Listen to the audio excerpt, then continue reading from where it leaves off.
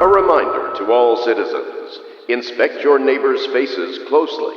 If there is any sign of blood on the eyelids or cheeks, you must notify one of the City Watch.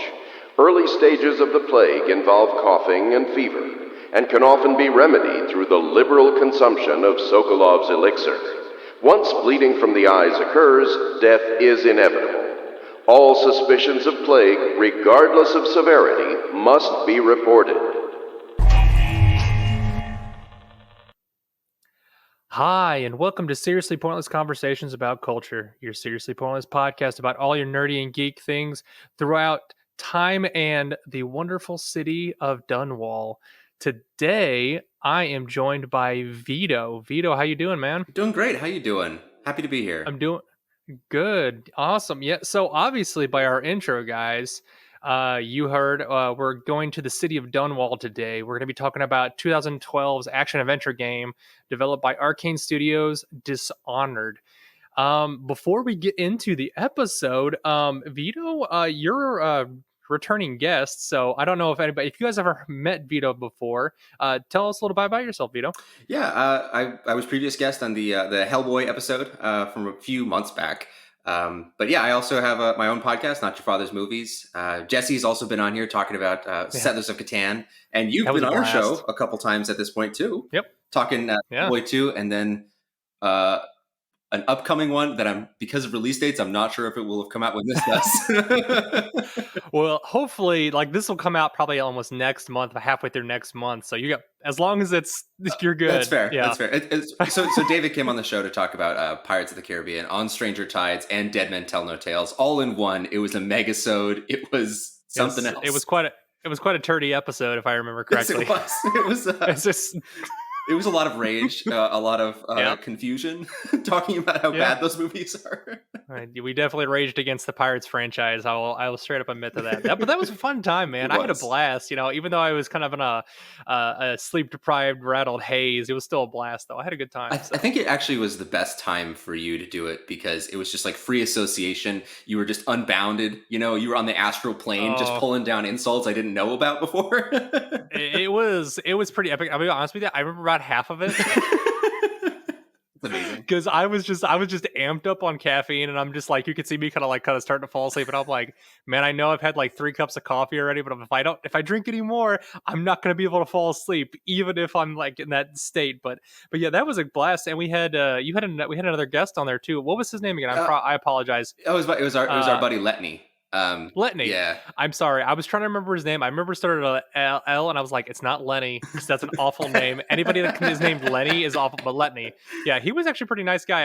Yeah. When he got started, he was kind of quiet at the beginning, but when he got talking about how, he was super enthusiastic about it, I'm like, Mac, this dude is super into pirates, and I'm like, God bless him, because I'm super into the first 3, and those last 2, I was just like, nah, I'm not into it. But talking about stuff we're super into, Dishonored. So this is a pretty unique game. How did you come about with Dishonored? Just curiously. I first played it actually on the Xbox 360 right when it came out. It was I think it was just because of the name of Bethesda, but me and a buddy of mine we're just drawn to that name, Bethesda Softworks, and we just saw this and we're like, yeah, okay, fine, we'll just try it. And it captivated me just immediately. So I've played it on Xbox 360, I've played it on PC, I've played it on PlayStation 4, and I've owned it I think 4 or 5 times, just different discs that have come across, because I've just played this on and off in the 10 years since it's come out. About every 2 years or so, I'll find my way back to this original Dishonored. I don't know what it is about it. Maybe it's the world or the colors. Just everything looks so unique, and I've never seen this kind of world before, these kind of mechanics. And yeah, even now replaying it for this show, I was drawn in again. I was like, man, I like this place. I like Corvo. I like these powers. What am I'm going to blink over here. Now I just have the missions just memorized. They take me no time at all. And I know all the critical paths and... Yeah. That's awesome, dude. So that's a great kind of idea, because they we're talking about all the setting. So it's we'll get into it later, but it's crazy once you figure out where they get all their inspiration from. So Arkane Studios actually is the guys that they make this. and they take a bunch of amalgamations of different like European settings and they kind of like smush them together, and it's great. And we're going to get into that a little bit more. So obviously you said you've played this several times. First off on the 360, so you've been kind of a little bit of a gamer for a while. Obviously, like most guys of our age. Yeah. We started back, a while ago, but I mean, obviously as you get older and you get a family, kind of tapers off a little bit in your time that you have free time. It shrinks considerably. Yeah. So you played on the 360. What else have you been playing since then, or what did you used to play a lot of? I started way back in the day with the PS1. I got when I was 5 or 6 years old, and had a PS2, had an Xbox 360, had a PlayStation 4, which I still have. I mean, as with most people, I'm looking for a PlayStation 5, but I don't know when I'll find one. Dude, I would sell my left kidney for a PlayStation 5 right now, probably. Now. Exactly. Just right now. Dude, I was so bad. Jackie was so mad at me. She's like, I was looking at some like sketchy sites a while back, and I was just like, I'm like, maybe this will be great. And it's just like, come, you be friend with us forever. We give you PS5, sell kidney for 800. And you're like, this seems great. That's a deal. What are we doing? It's great. They're showing pictures of it, and it's like, obviously the stand is made out of cardboard. It's just like, white. It's not even the actual like console. I'm like, this is real. I've got my hopes up so hard. I just want it that bad. Could you send me those links? I want to visit those myself. Oh yeah. This is great. Just click on them. No ransomware. It'll be fine. You'll be fine. Yeah, that'd be a horrible conversation to try to talk to your wife when she pops your laptop open and she's just like, what is all of this? It's just like, porn ads so everywhere. Much of just it. like, I just want a PS5. That's all. But so right now I'm still stuck on playing my PS4 and playing on my, I have a fairly okay PC that I'm talking to you through. So the Xbox Game Pass has been really helpful. Steam is always great. But I think just in terms of like playing stuff, I've been playing, just like you, actually, I've been working my way through the Master Chief Collection. Yes. It's been a lot of fun. Revisiting Halo for the first time since I was a kid and playing it again. Like it's the sense memory of the levels comes back so quickly. Oh my God. I'm like, oh, I remember this one. Wow, I really remember this one, but it looks better than it's ever looked, Yeah. But another one I've been playing is My Friend Pedro. Have you played this? I've seen it. I have not grabbed it though. It looks really fun. It's actually on my wish list for Steam, so it's there, but I haven't gotten a hold of it. I would recommend that one. I've played it through twice now. Just because the first time I did it just to complete it, and the second time now I'm restarting levels over and over to try and get the specific kill shots to get my level. So basically, I mean, just for your listeners, My Friend Pedro is about a killer who is a little bit deranged, who is being given directions by a banana in his head. He has to go take down like a crime boss, and his friend Pedro, this banana, is helping him out and teaching him sort of the ways around the world. And the leveling system and points is for how stylishly you can kill these goons with your guns. And simple fact that it's Mental Health Awareness Month, kids. Don't take orders from a banana. Exactly. I'm gonna say that right now, unless they're good things like go hug your mom. Nope. It's a homicidal banana. Yeah. Oh, obviously, those are the wrong kind of bananas to go after. You want the friendly bananas. Yeah, the nice ones, that encourage community service. And in a way, he's doing community service. Like this community does not need these gangsters. It's not wrong, and they're not helping the economy at all, really. So, valid point. So maybe he is a good banana in a weird roundabout way. It's all gray. It's no white and black anymore. It's all gray. That's what the banana would say, actually. So you're right on target. We've gotten all the way around. Maybe I have a banana sitting over here talking to me saying, just tell me what to say, probably. It's okay, David, just kill the bad guy. No. Anyways, so, yeah. God, that was a huge tangent there. But that's awesome, man. But that's awesome. Yeah, I've been looking at that one for a little while, but I like you said, I have been playing the kind of starting to play the Master Chief Collection. I started playing the first Halo again. And I'm slowly making my way through it. It's just trying to find the time to sit down and try and play that. I've gotten sidetracked by Subnautica Below Zero, which my buddy James is super into these games. And I was hesitant about it first, and I grabbed it on Steam, and it's a fun little survival exploration game. I don't know if you've ever looked at any kind of gameplay of it, but essentially the second one entails you trying to find your sister on a planet that you're company. It's called Astergo Intergalactic. They basically send you to planets to try to find if there's resources or they can terraform or whatever. Well, you've lost contact with your sister and you go rogue and go down there to try to find your sister. And it's just a whole nother like level of fun storytelling kind of stuff that they've kind of interwoven with things, and they've added a couple different little gameplay mechanics that I really love, and I'm super excited to talk to James about because he has probably put about the same amount of time I have, and he's been working this last week, so I've been catching up to him, so I'm sure he'll catch up along the way. But that's mainly what I've been doing while I've Subnautica 2? Subnautica 2. It's called Subnautica Below Zero is what it's called, because they throw the extra element of temperature in there where if you go, it's basically the above area that you're in. Like if you go above onto the islands, it's all frozen. And so you can actually like die from hypothermia unless you get a special suit and all that stuff. So that's why it's called Below Zero. And they have different areas. So in the last one, it was always the temperature would rise. And this one, because as you go deeper and deeper into the ocean levels to find more and more things to build your rocket to get off the planet, this one, you can either get into super cold areas or super warm areas depending on where you go at, and you have to have a special suit to get around, obviously. But it's a blast. I like those kind of games every once in a while.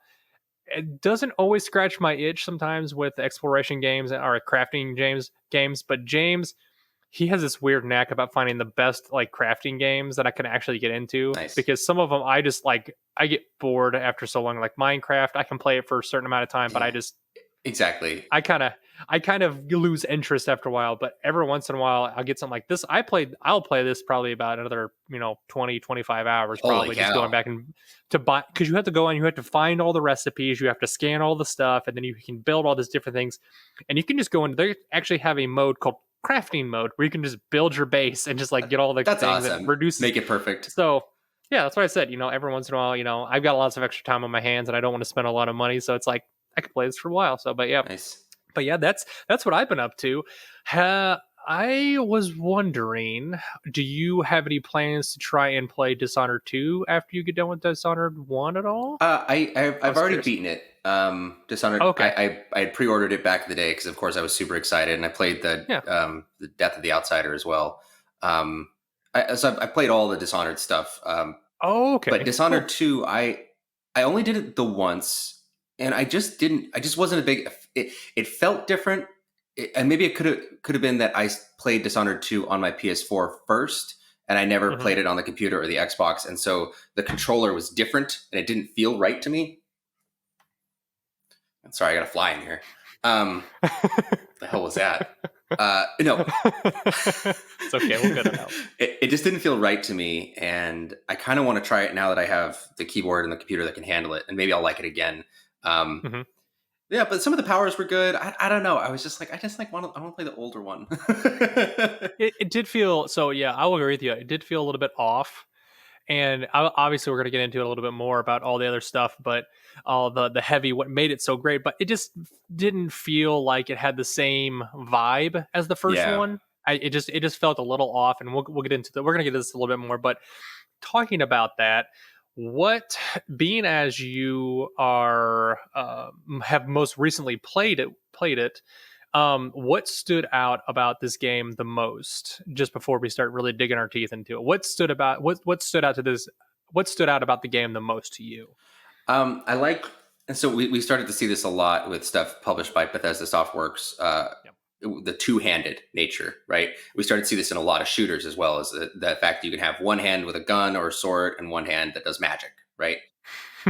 And that became a really big thing. But I think in 2012 it was really kind of newer, and it was exciting that this was happening, because like I think Halo 2 might have been the first big one to do a two-hander, but that was always two guns. You didn't have a hand that could do something else. And so with this one, with all the abilities that you can unlock, there's like a ton. There's a ton of things you can unlock in here. But especially that blink, the crouching, you get really, really quiet. So the blink is the system of teleporting over short or slightly longer distances if you level it up. And that to me really stood out, because I've played so many Assassin's Creed games. I played so many of these like sneaky, stealthy assassinate games. And it takes you forever to get to wherever you want. And sometimes I would just blink, just like when you're swimming. Like I hate the swimming. Let's just blink. And you get through it really quickly. And that's something that I've noticed after playing. Every time I finish playing this game is I miss Blink all the time. In every other game, like, this game would be so much better if I could just teleport a little bit. Not even far, just like 10 feet, just to speed up this process. Yeah, just anything. Yeah, and so it's that mechanic, specifically that one, that really stands out to me as something really strong that I haven't really seen in other places. Yeah, you don't really see that in a lot of different games now. Like nowadays, it's almost commonplace to see in some of the newer stuff, especially if it's a first person type shooter. They usually do that kind of thing. Mm-hmm. But Bethesda is really they're really the company that really pioneered that kind of gameplay with, especially with BioShock was the first one they really pushed on. Right. You have that plasmid, and then you have whatever weapon you're doing at the time. Love the plasmid. It was just, oh my god, dude, that was one of my favorite games of all time. James has never really gotten all the way through it, but what? I mean, I love. Yeah, I know. He makes me cry sometimes, but like I said, he is definitely got I don't know if he's a little more ADD than I am sometimes, but if it really doesn't, but I guess that's the thing with most games, it's like if it really doesn't hook you right away. Yeah. It's like, do you want to, drop all that time into it and not like it and finish it? Right. It's like, why would you want to waste your time? I'm kind of the same way. If I spend like 6 or 7 hours in something and I don't like it, I just drop it and move on to the next thing normally. Even if that sometimes. And honestly, the first like 5 hours of that first BioShock are fairly punishing. So I can see, yeah. It's a lot more, like you said, it's not so much of a combat heavy game. It's more of a exploration, trying to get to where you need to be, and after you hit that 5 hour mark, you really start to get all the stuff, and you can really kind of just go full tilt in either one way or the other, depending on how you want to gameplay. Right. But yeah, so like you said, this game was developed by Arkane Studios and published by Bethesda Softworks. So this is not Arkane's first game. They've had a lot of other little like tiny games, but this is their first major hit from what I remember. Yeah. And so I'm trying to think here. Arkane, they are primarily a French-based company. I believe they're out of France. So it was kind of an interesting time when they were developing this because trying to get everything squared up, because a lot of times what they would do is they would set up something and they would have the gameplay and the mechanics start up, and they would have to basically run it by Bethesda. And so I remember watching something when they had this set up. They would have basically a constant 24-hour live stream with Bethesda, and basically they would try and see if anybody was up working at the time, because game developers are notorious for not having normal people schedules. Right. They will literally work like 12, 14, 20-hour days. And so they're like, is anybody there? Like they were just like talking to them into the cameras, like, anybody there? We have a question about this.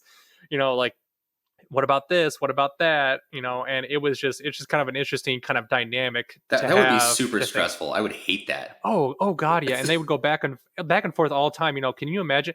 Even just, between the two of us, you're in California, I'm in Missouri. That's 2-hour time difference. Yeah.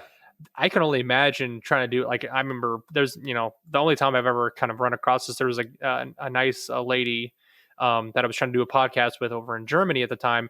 And it's impossible to try to get together with somebody in that time, because it's literally just complete opposite like time schedules. And I'm like, if I'm ever on nights, I could do that. This would be great. I could sit down and talk to her, but I just couldn't imagine. But somehow these guys were able to pull this off, and they did it in such a short amount of time. So like I said, they announced this in 2011, but they actually bought Arkane back in 2010. So I'm assuming they started it back in 2010. The reason they bought them was like they had this in mind. So in a 2-year cycle, they had this game made. That's pretty quick for a AAA game. Yeah. I would call this a AAA game. The level of detail is really intense. That springs to mind immediately. Like this game, even if you just critical path it, there's only like 8 chapters, and it really shouldn't take you maybe even more, let's say 20 hours if you have a medium difficulty, right? But if you want to do anything else, if you want to collect any runes or bone charms to make things easier, if you want to read any of the books or the notes, or just try to do something instead of just kill everyone, then it's going to take you some time. I will love slash hate Bethesda and Arkane for years because they're so bad about putting these lore things in there. Uh-huh. So I picked this up from my buddy Cole because he's a huge Bethesda guy. So he got me hooked on Fallout 3. Yeah. And he's like, make sure you look around and read everything. And I'm like, oh, okay, that won't be too bad. And I start looking around and I'm just like, holy fuck, dude. Sorry, pardon my French, but I was just like, you're an asshole for making me like trying to like read everything. And so I kind of like it ingrained in me like learn as much about the world as you can. And it's great, but it takes like 25 plus hours to get through a game that should be 8 hours. Yes. It's great though, but that's where you get some of this rich like culture and this rich tapestry of the world and this environment that Arkane built. It's something that's just like springs from their mind and just seeing where they get their inspirations from. So where do you think you get? I mean, I know the answer to this, but I want to see if you know this. So, where do you think they get a lot of their inspirations from? Like City of Dunwall, where would you think that's from? City of Dunwall reminds me a lot of like industrial age London, and I like the combination of stuff. Like we have the pub district, right, which is clearly like Irish, Scottish, something like that. They even have like the red hair and they have the accent on a couple of the characters. And then you have the stuff that, the whaling stuff, which seems kind of Norse, seems northern. And some parts of it even feel a little French. And I like that point that you made about everything kind of smushing together, because it feels like no matter where you go, like, oh, here's like this little extension of this, and here's this extension of this. And like trying to find the lore about all those and see how they can all combine it together. They never really like truly do in all the notes. Yeah. But the quest is fun, Yeah.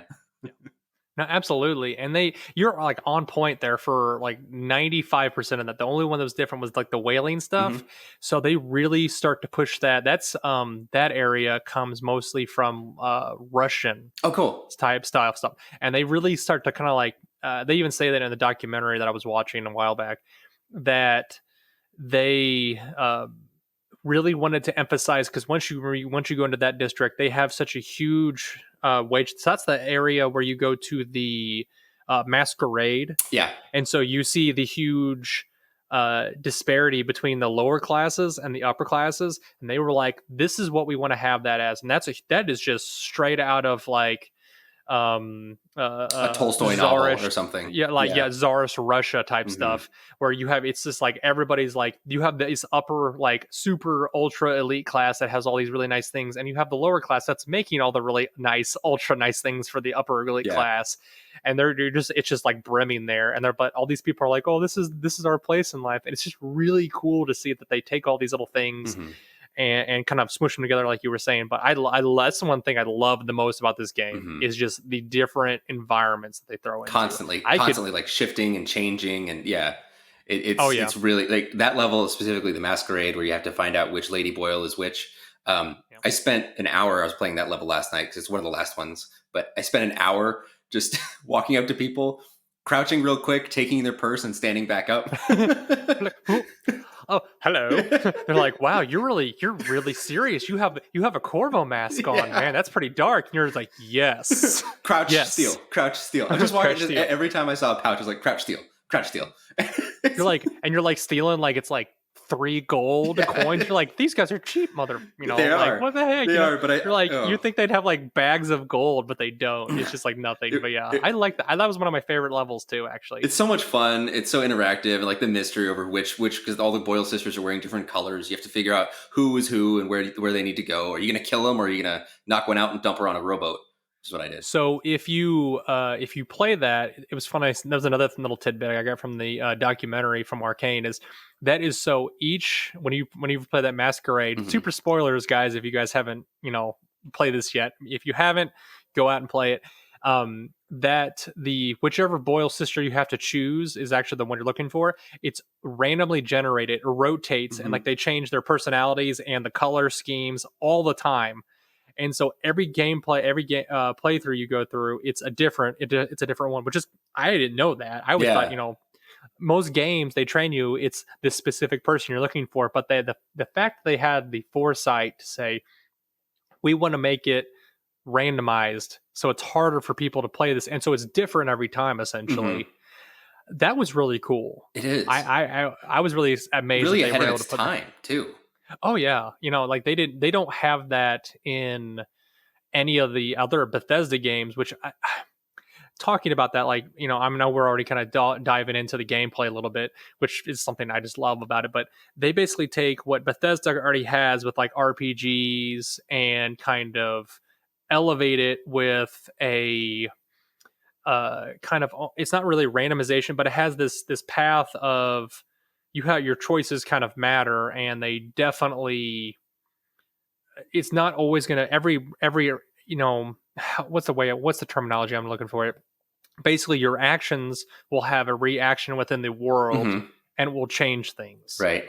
And that's not always the case in a lot of games. A lot of games, it's like you have, one action. You can either kill somebody or leave them alone or talk to them. Nothing really big. There's a very limited amount of paths. Even other Bethesda games, if you go, one way or the other, depending on if you're chaotic or, order or whatever it is.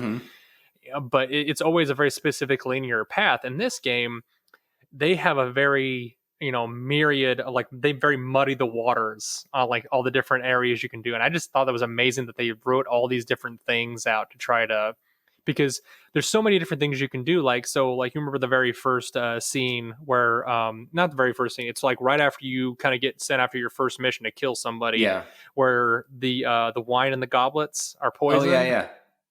So in that one, one of them's poisoned. You can actually destroy the glasses.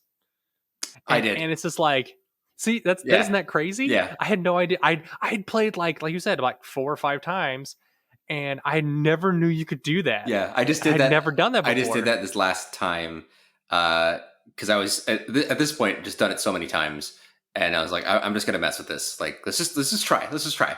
And you do it, and you're like, oh, okay, that's an option. Don't remember that from the last 10 years of me playing this game. Yeah, really. And then he just goes off and just stabs the guy later. Yep. You're just like, oh, that's kind of shit. Exactly. You could have just done that to begin with, but I guess this is a little bit that's a little bit less muddy, to try to stab somebody. But yeah, I'm just gonna gush about the gameplay for so long. So let's shout out some of the folks that were involved in this game. I want to do that real quick. So obviously you've got the script in front of you. So we have obviously Arkane Studios, but there's so many different actors that were involved in this. Let me ask you if you know any of these names, seeing as you're a movie guy. You have Susan Sarandon, you have Brad Dorff, Carrie Fisher, Michael Madsen, John Slattery, Lena Headey, Chloe Grace Moretz. Yeah. I apologize. See, that's why I'm not allowed to talk, because my wife says I can't. I know all these people. Exactly. I love all these people. And actually, I have physically bumped into Lena Headey at a supermarket before. That's bizarre. Yeah, she's surprisingly small, surprisingly short. I could see that. But it was so shocking because I'm rounding this corner and I bump into this woman who's very small, and I'm not the tallest guy, but even by my standards, she was small. And I hit her and I was like, oh, excuse me. And I look at her and my first thought was, wow, she's gorgeous. And my second thought was, holy shit, it's Cersei Lannister. She's going to kill me. She'll order. You see the hound pop out of nowhere. Exactly. And just like cuts you down. Exactly. And she was really nice, though, very polite. And she walked away. And I just remember standing there, like watching her leave, going, that was Lena Headey. That was Lena Headey I just bumped into. And I went and I told someone else who worked at the store, I was like, Lena Headey's in there. And they said, yeah, we know. And they showed me they don't care at all. No, they showed me their monitor. And like they're watching them like watch her through the store. Yeah. That's the kind of creepy thing I would do. But more, see, this is how it would go with me. If like my wife would be in the store with me, and I would do that, and I would just stare, and my wife would probably smack me and say, "Stop staring, asshole." Yeah, exactly. Let her live in peace. Yeah, she's a normal person too. It's just like, I see. That's the kind of thing. I had that experience with like Nathan Fillion. Oh, nice. Because I was at a super nice dude, and I'm just staring at him. I'm like, you're Mal. You're Mal. That's cool. I like you. You're a nice guy. You're pretty cool. And he's just like, thanks. I was a super awkward teenager at the time. Okay, yeah. And so he was just like, nice to meet you, like shakes my hand, signs my poster or whatever it was, and he just like, have a nice day, David. It was just like real nice, kind of calm, You, like you know my name. you're giving me the creepy eyes, so we're gonna like just move you down the line. The security officer tackles you because we have like a stand situation. Yeah, I'm leaning closer trying to sniff his hair, and he's just like, oh, no, it's like in a piece. I will recreate you. It's just like in a lab. You know, there's people like that out Of there, course. man. You know there is. That would be awful, but yeah, they had some like top notch voice actors for this, and this is before a lot of these guys were really big. I mean, other than like Susan Sarandon and Carrie Fisher. Yeah, I mean, like John Slattery, right at this point was in Mad Men. Yeah, this is like the height of it. I would consider this like top of his career, in my opinion. I mean, you got to shout out Spotlight guy. He's in Spotlight in 2015. Okay. I might say that, but then we got Brad Dourif though. I mean, he probably peaked with Wormtongue, but we got to. I would think we got to shout out Child's Play. You know, he's been Chucky for forever.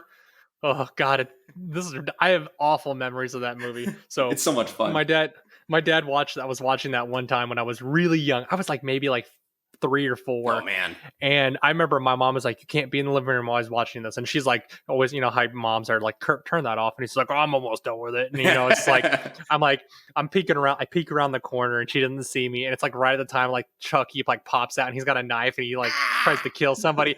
I scream, just run out of the room.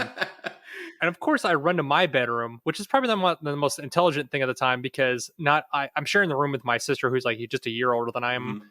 And there are just stuffed animals everywhere and like dolls and toys. And I'm huddled in the corner away from them. Right. Like they're going to come alive. And my mom's like, you've traumatized our child, Kurt. And he's like, you know how dads are like, I turn the dang thing off.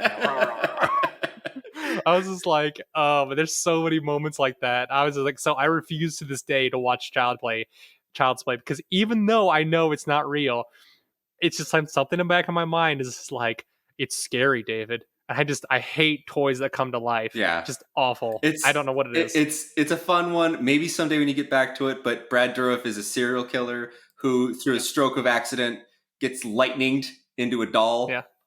And I really like that first Child's Play because he's so rude. And I love that Chucky is like such a little asshole while he's killing people. I like that a lot. But Michael Madsen, this is like, I don't know what Michael Madsen's doing here. I don't know what Michael Madsen's doing anywhere, to be honest, a lot of times. I don't think Michael Madsen knows what he's doing half the time, so, but it is what it is. So if you look at his IMDb, it's like the most confusing IMDb I've ever seen. Just looking down the list. He was in Reservoir Dogs, yep. But I still love him on that. I mean, that's like 1992. God dang. Yeah, you ain't kidding. I think he does a lot of voice acting now. So, but I mean, he's pretty much, I don't think he does a lot of other things. So, yeah. But yeah, even like Carrie Fisher. Mm-hmm. Okay. So it's even on here. I'm reading it. She is literally just does some of the voices over the loudspeakers. That's all she does. And I'm like, that would be a great. That's fun.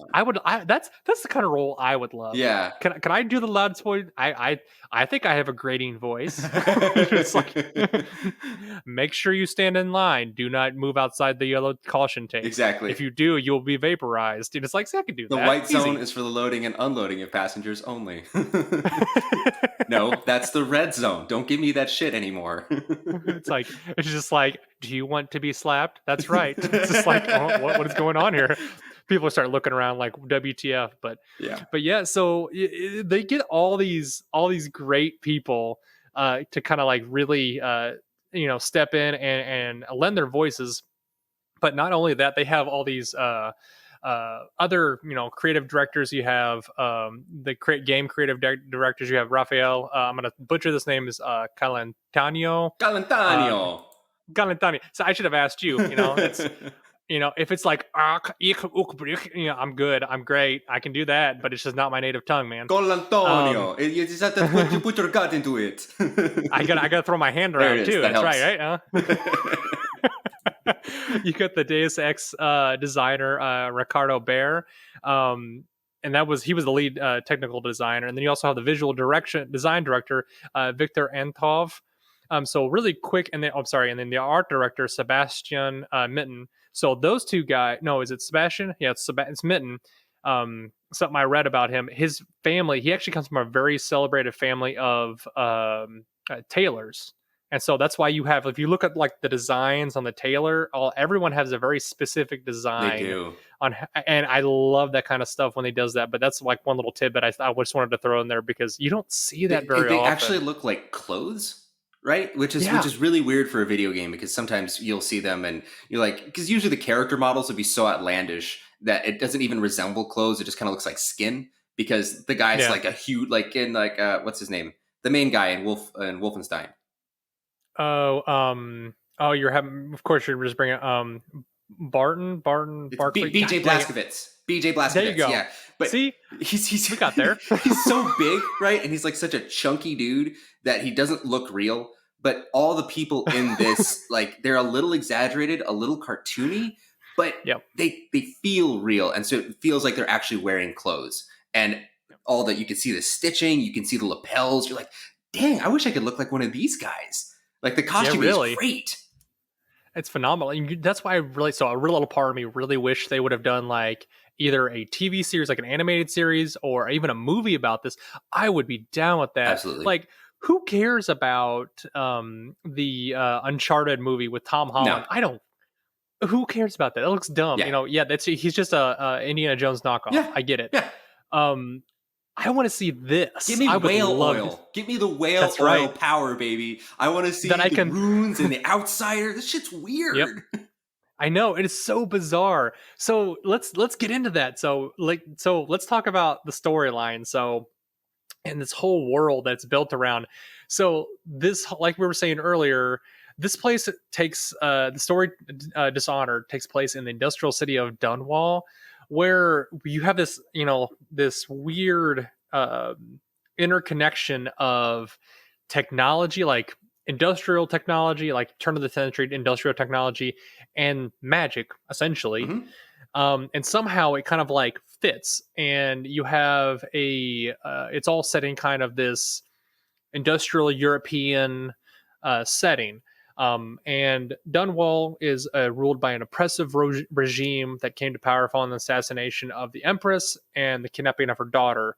And Corvo, who is the main character in our plot, is actually the bodyguard of the Empress. Mm-hmm.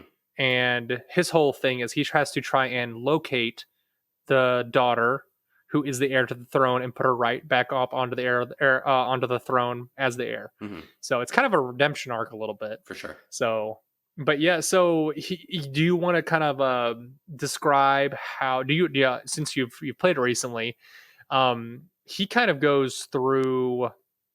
He kind of where does he go after the queen or the empress is assassinated? Do you remember? Yeah, he gets framed essentially for this, right? Yeah. It happens very quickly in the game. You come in, you see the Empress, you see the child Emily. There's a very strong implication that this is definitely your daughter, and that the Empress you're definitely with the Empress in a much more than a professional way. He's definitely a Kevin Costner bodyguard kind of guy. Yeah. So, but then these assassins come, you try and fight them off, you're unsuccessful, she dies, girl's taken, you are immediately arrested. They're like, well, you're here with the body of the Empress, you did it, for sure it was you, Corvo, loyal servant to the throne.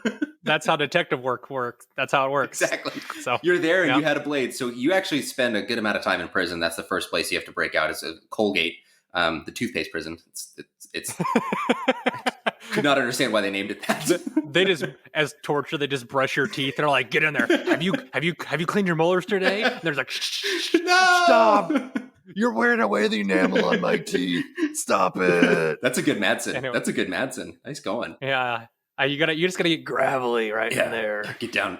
So you break out from Colgate and you hook up with the Resistance. It turns out that there's a number of people that want to overthrow this government that has overthrown the Empress. They want to reinstate Emily, and a number of political assassinations that you need to undergo. There's a Lydia Boyle, or not Lydia actually. It's a Boyle. It changes, but there's a Boyle, Lady Boyle, who is funding some parts of the government. There's another person, two people who are sort of controlling like the pleasure district. There's there's a lot of players in the game, and with your buddies, you have to go and decide: are you going to kill these people, or are you going to assassinate them by other means? And kind of springboarding off that kind of like jumps into, because we don't want to ruin the game too much if you guys haven't played it, the storyline, because it's really good. That kind of springboards into the gameplay mechanics of this. How do you want to complete your quest? Yeah. Because a lot of games, especially with Bethesda games, are like, go do A, B, and C, and then go back to A and you turn in your quest, and you're good. It's just, cycle, go through. This has a weird gameplay mechanic of order and chaos that basically, depending on how you decide to complete the quest, depends on how it changes your environment, like I was saying earlier. And you can do this whole game essentially without killing anyone. You don't have to kill a single person except for, I think, the assassin in the very opening scene. I think you always have to kill that guy, or else he'll kill you. But apart from that, you can do no kill, and you can also do ghost, which is never being detected at all. Which I don't know if you were able to do that. Nope. I wouldn't even be interested in that. That would take so long. I know, right? I was trying to figure out how to do it. Like I've tried a couple times, and I get through like the first and second act, and I'm like, oh, this is pretty easy. And once you hit kind of that third act, I'm just like, the difficulty level just scoots up, and I'm like, okay, I'm good, I'm done. I'm just gonna kill him. There's nowhere to hide.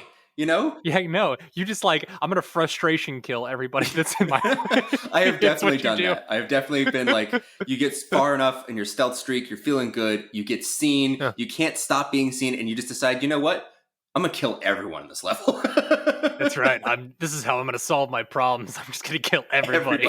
And then it says like, this is part of what you're saying. I think what you're building to is this chaos meter. So you can go no chaos, low chaos, high chaos, and if you keep going in your high chaos, it will not only change the city around you, it'll alter your ending.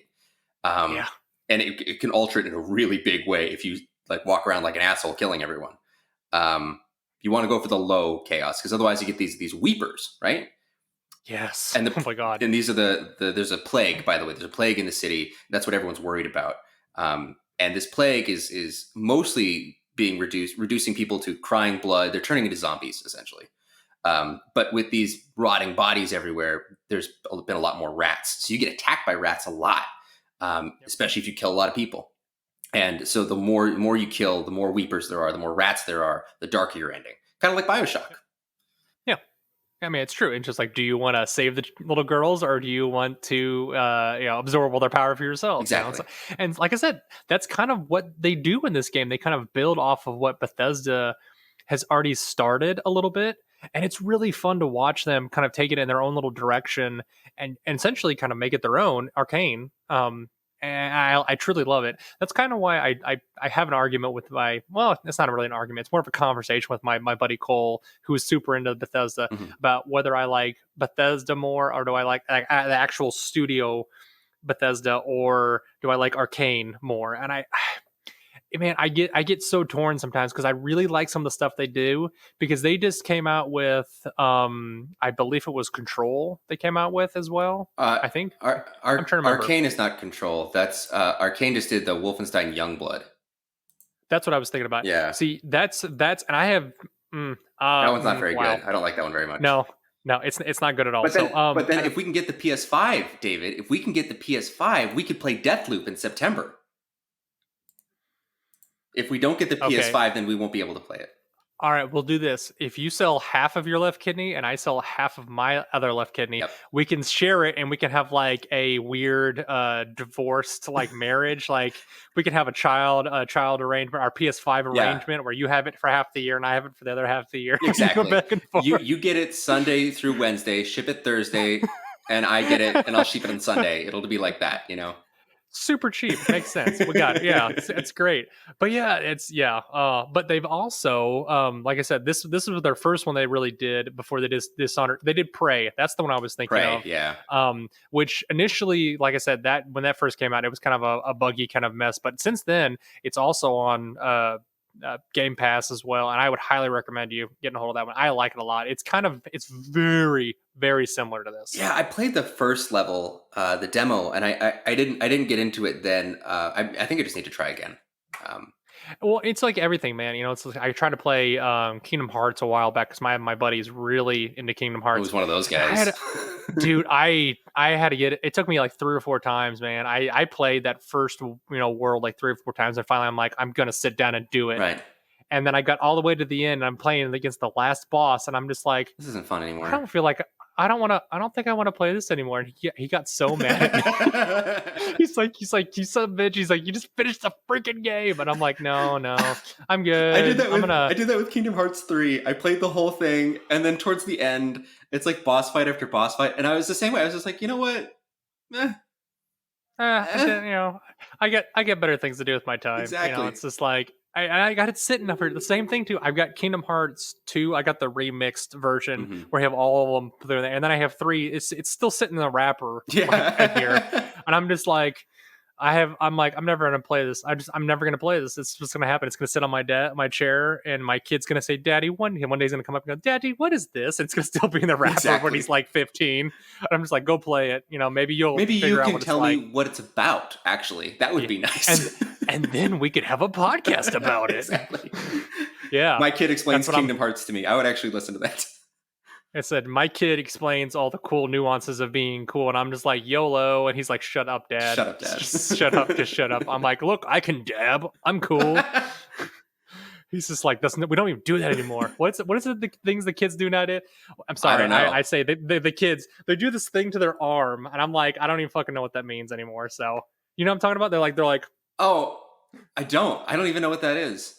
I don't know either. That's why I said, I was talking to some kid the other day, at work, and he just like straight up did this, and I was just like, what does that mean? And he mumbled something. I see. At me. There's a kid walking by outside. I could run out there and ask him, what is this? hey, what's this mean? He's like, this is great. This is like great audio because no one knows what we're doing. Hey, we're good. So we're pointing at it's the 2 fingers, and they point down to your middle of your elbow, like the inside of your elbow.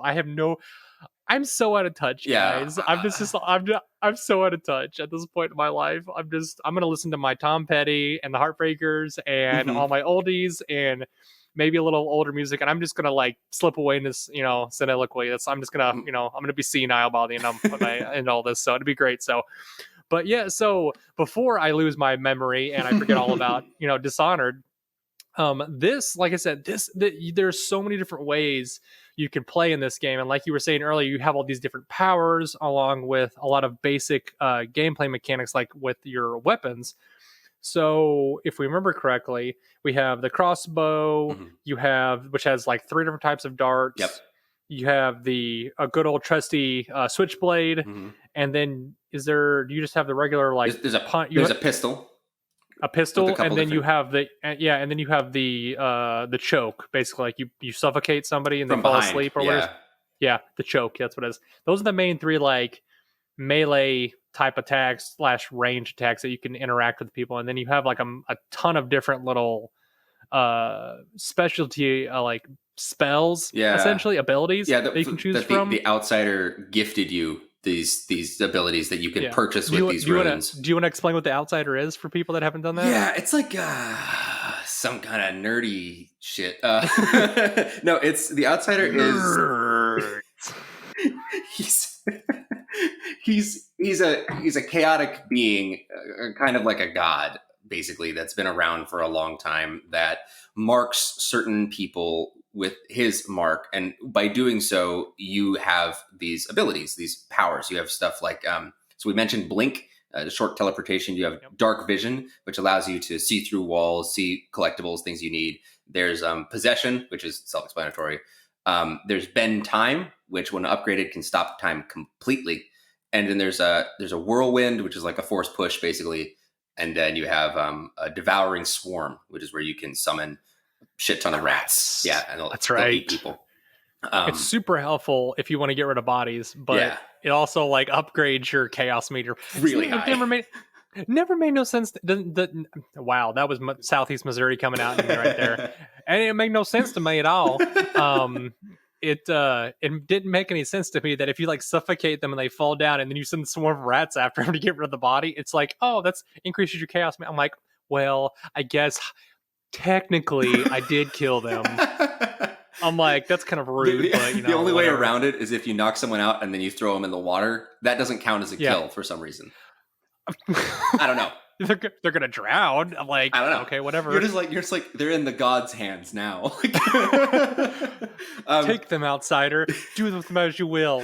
So around the world, though, to upgrade these abilities, you need more runes, which are made from whalebone carvings. There's also bone charms, which are like small perks that you can equip. But there's this obsession, this cult of the outsider that's been built up of people who find these and they worship them because they will slowly drive you insane. Because the outsider is not a force for good or evil. He's just chaos. And us mortal beings can't handle it. So you'll find them scattered throughout the world. And you'll find different people like erecting altars and shrines to him, which is quite creepy. It is creepy shit. It's very creepy. So it's a really cool thing. So kind of tying in with the second expansion, it's called Death of the Outsider. Yeah. So when I was reading about the outsider in preparation of this, so he's actually used to be a normal person from what I've gathered. And whenever the world kind of like decides, or the other plane, because he lives on this other like plane of existence essentially, and that's where you go and you meet him every once in a while. This other kind of plane of existence is kind of decides, hey, we need a new era, and to try to interact with the other world. It basically tries to work in a way to where somebody else will come in and basically kill the current god, who is the outsider, and basically take on that mantle. And that's kind of, I don't know, I haven't played the Death of the Outsider or not. I only did it once, and I vaguely remember. It's actually really hard, if I remember right. Like he's the guy that gives you all your powers. So I can imagine that. Yeah. So that's kind of like they always kind of like the way all the lore and stuff kind of set it up is that the outsider, like when the death of the outsider occurs, or while the outsider, that current outsider is alive, that is the era in which that current world where Dunwall and all that stuff is at. That is the age in which they live. And whenever that outsider dies, it basically starts to crumble and fall, which is kind of what you're seeing now, is kind of starting to see the decay and the fall of the cities and the states to basically make way for another world, which, since they called that last expansion Death of the Outsider, I don't know if they're going to come back and try to make another game or a Dishonored 3, which would be really fun. Yeah. I just don't know if it would be, feasible if they would want to even try to do anything like that. So, yeah. But like you said, the outsider was a really kind of cool concept that they throw in there, because he gives you kind of the opportunity once you meet him to like try out your little cool little tricks and like jump across the little floating rocks and all that stuff. And he kind of helps you out a little bit. But like you said, he's never really a force for good or evil. He just like wants you to be an agent of chaos a little bit. And I kind of I don't know, like if you look at other agents of chaos throughout like film and other, video games, I like this kind of agent of chaos a little bit more than say like the Joker or I'm trying to think of anybody else. Like Taxi Driver. Oh, Travis Bickle. Maybe a little bit. A little bit more. I'm trying to think of anybody else that would really even fit that kind of like that iconic, or that paragon a little bit maybe. I do like the outsider as that, because he presents himself as so ancient. Like whenever you have a chaotic, an agent of chaos enter into a space in a story, usually what they're doing is they're angry at the order and they're trying to upset it. The outsider existed before there was an order. He just doesn't give a shit about the order. And he just needs certain of his agents, certain of his followers, of which you're one of them, because, he branded you, to do some of these certain tasks. And he just can't do them himself, or doesn't want to show himself. And I like that. And I think it's almost Lovecraftian, right? The way that he drives people insane because they just can't comprehend him.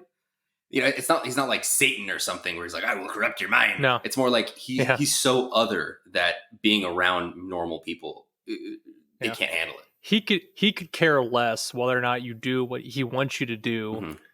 You know what he tasks you with doing.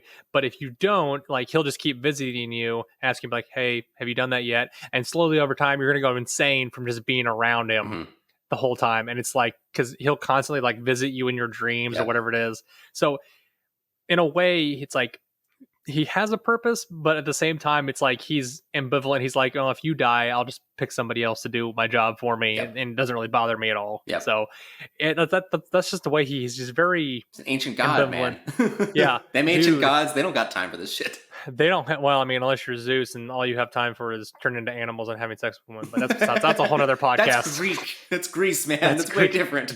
They're really weird. It's some really weird mythology. But anyways, so like we said, you know, we've kind of discussed all the major gameplay, storylines, and stuff like that. What is the critical reception of this game was actually like very well received for this first game. It's obviously the second one, it dipped a little bit, but I mean, you got everything between it averaged around 8.5s out of 10s, which is around 80s out of 100s, depending on what critical reception you have. Right. And this is just a brief little kind of synopsis of one Tom Hoggins of the Telegraph, which is a newspaper for you kids out there, said that this is a thinking man's game from the turn of a century, which cherished player choice and control. He compared it comparing it against contemporary noisy, brash thrill rides obsessed with military oorah and barely integrated interactive set pieces. And that is so true. I mean, to be fair, that's what a lot of people like. That's why a lot of these games that Bethesda has made, you know, apart from things like Fallout 76, which, you know, we don't have to talk about, and I can maybe bash them later. Yeah, I tried, man. I put so many hours into that game, and I tried. But you get so many different, like, you can interact with things in so many different ways, and it's so much fun to do.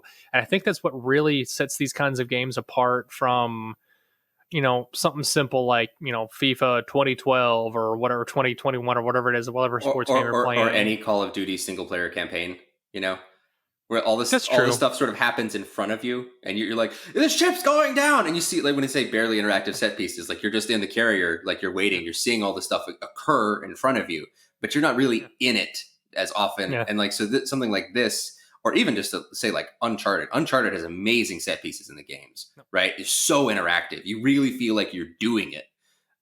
When they set the player as the one in control, it's why you play games, right? I don't play games to be a bystander. Nope, not at all. And it's kind of bashing something that we've been playing, Halo, right? Yes.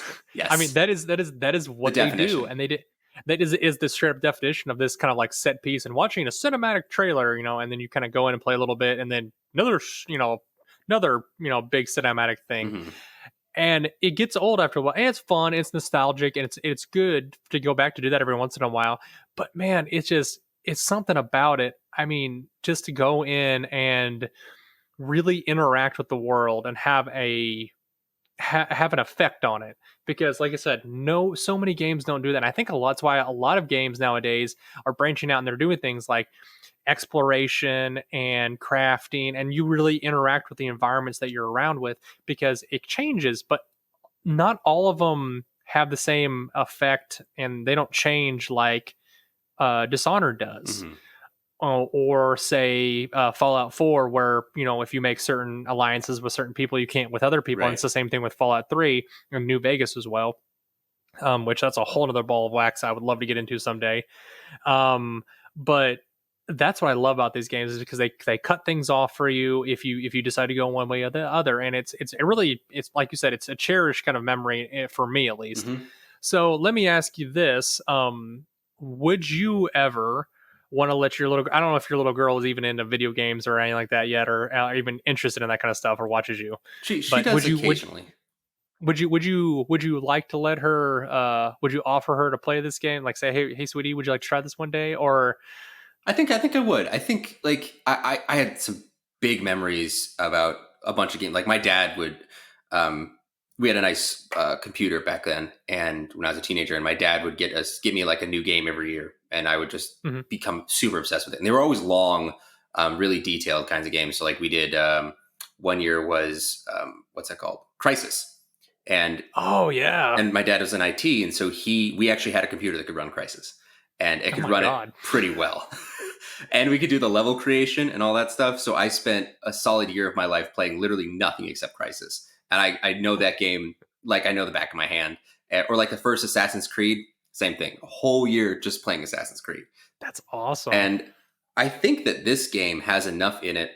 There's enough collectibles to find. There's enough of like the Dunwall City trials. There's enough here that, I mean, if I kept coming back to it for 10 years, I think it'd be like a gift to my kids. So yeah, whenever she gets a little bit older, I don't really know how to even do video games for kids. Like she's watched me do some platformers and stuff.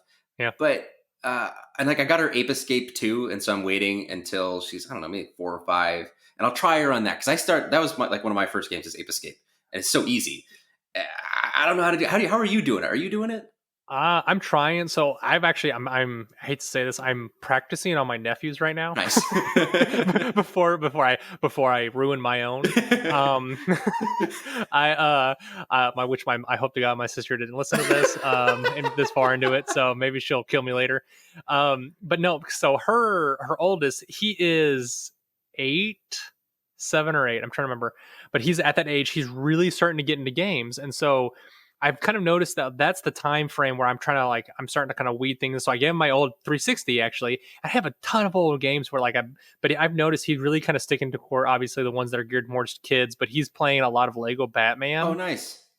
I have tried. So I'm actually going to. I know they don't. The boys don't listen to this. Yeah. I'm actually going to get them a Raspberry Pi, and I'm going to try and format it with a bunch of old NES and SNES games and a bunch of different stuff, and throw it on there. I want to get it for them for Christmas to let them show, like, hey, this is the kind of stuff that you and your mom and I used to play, and your dad even at the time. So, like, try this out, see if you like this stuff, And I'm going to try and curtail it a little bit, hopefully make it a little bit more friendly, and maybe probably won't put Mortal Kombat in there. No. But I'll put some stuff in there that I'm sure they'll like I can put in stuff like the Goof Troop game that I used to play all the time on SNES or anything, that they would be, my sister, maybe things my sister probably won't approve of, but things I think I would like, I think they would enjoy. But I can tell they've already got that kind of mind to try to go in and try to, as long as it's more of an open world thing, I think they're more into that a little bit more. And obviously, whatever your daughter's into, it's obviously the easiest way to get her into something. Like, I'm sure you might have to suffer through maybe like My Little Pony, Friendship is Magic video game or something like that, maybe. Yeah. No, my sisters had this Barbie game. I hesitate to call it a game because a game is something you're supposed to derive enjoyment out of. And I don't think that there was no enjoyment for me watching this game. Not that because it was about Barbie, but it was just so janky and it was such a piece of garbage. And they loved it. They loved every frustrating second because they never played anything else. And I was like, no, there's so many other games. Like, we like this one. It's colorful. I was like, no, it's a bad game. It's so janky. It doesn't even work. And like, as we're talking, it like bricks and it kicks out. I'm like, see? Yep. Like, look, trust me, Daddy will find you a better stallion breeding game. I will do it. We'll work it out. Watch. You're gonna get this. Like, you're gonna find authentic horse manager 2020, and you're gonna give it to her. Like, this is great, and it's like the actual interaction. Like, you have to go and get a stud, bring out a stud. Your wife's like, oh my god, it's educational. It's educational. Come on. What is it from Freddy Got Fingered? Look, Daddy, I'm a farmer. I'm a farmer, Daddy. It's awful. That's an awful reference. Why did you do that? I don't know. My brain went right there, and I was just like, "Oh God!" Now it's stuck in my head. Oh yeah, that's one movie I've only watched twice in my entire life, and that was one times too many. That was 2 times too many, actually. It was, yeah. I've only seen individual scenes from it. I could never do the whole thing. I mean, yeah, there's so many times. For some reason, my dad loves that movie. I don't know why, but anyways, so.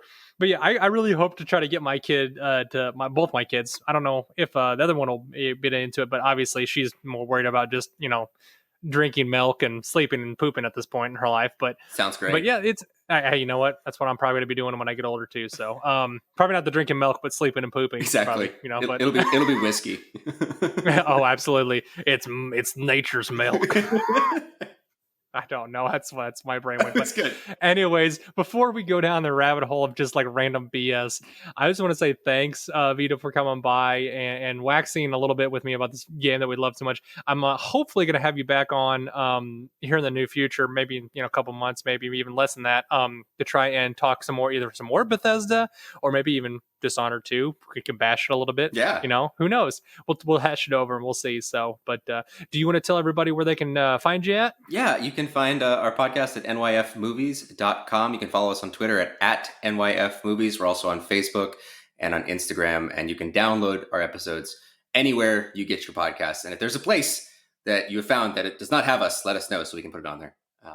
Yeah, guys, go check them out because, like I said, I love listening to their podcast. It kind of makes me laugh a little bit because we all, for whatever reason, we met at the right time and we all kind of like we vibe perfectly. And I love listening to you guys because they actually just did one on Pirates of the Caribbean. Dead Man's Chest just came out today, the day that we're recording this, and I'm already halfway through it, and my wife's like, You just never stop, do you, with the podcast? And I'm just like, no, I love it. But you go check all this stuff. They don't just do fantasy stuff. They do all kinds of stuff. You did The Man Who Shot Liberty Valance, and they do, all kinds of stuff, guys. Like I said, just go out, check them out. They're a blast to listen to. Thanks. On top for us, if you are wanting to look any more about our episodes, check out our back catalog at Seriously Pointless Conversations on Podbean or whatever subscription, podcasting website you want to go to, iTunes, whatever it is.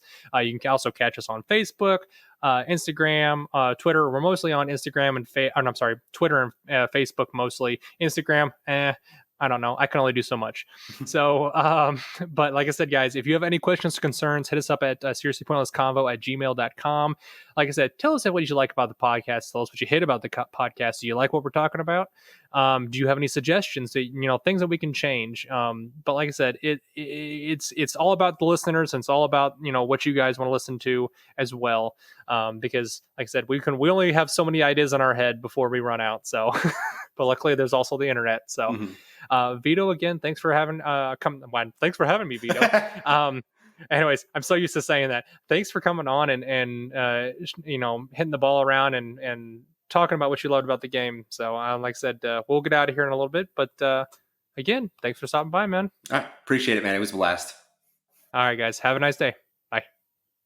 If you're interested in keeping up to date with new episodes on our channel, add us on any of your favorite podcasting apps, or subscribe to our YouTube channel at Seriously Pointless Conversations.